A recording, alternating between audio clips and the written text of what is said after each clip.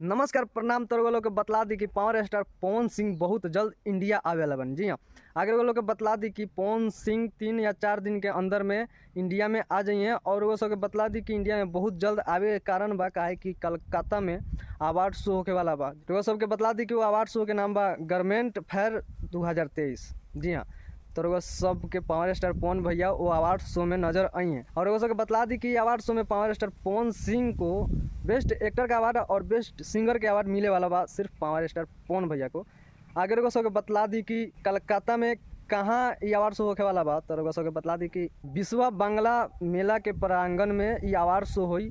तो वो सब के बतला दी कि 2 सितंबर के शाम 7 बजे से ये अवार्ड शो शुरू हुई।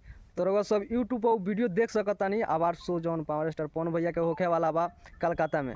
जी हाँ, आगे रउआ सबके बतला दी कि पावर स्टार पवन सिंह के साथ जाइए सीरियल के एगो एक्ट्रेस बारी जिनका नाम बा मुनी रॉय। जी हाँ, मुनी रॉय पावर स्टार पवन भैया के साथ में जाइए। और रउआ सबके बतला दी कि मुनी रॉय का काम करली। तो नागिन सीरियल रउआ सब देखले होखे, मेन लीड में जौन नागिन बनल बारी वो एक्ट्रेस जाइए पावर स्टार पवन भैया के साथ में। बहुत हॉट एक्ट्रेस पावर स्टार पवन भैया के साथ में रउआ सबके गारमेंट फेयर 2023 अवार्ड शो में नजर आई हैं। जी हाँ, तो रउआ सब 2 सितंबर के इंतजार करम। तब मिलत नहीं अगला वीडियो में, तब तक नमस्कार, लव यू।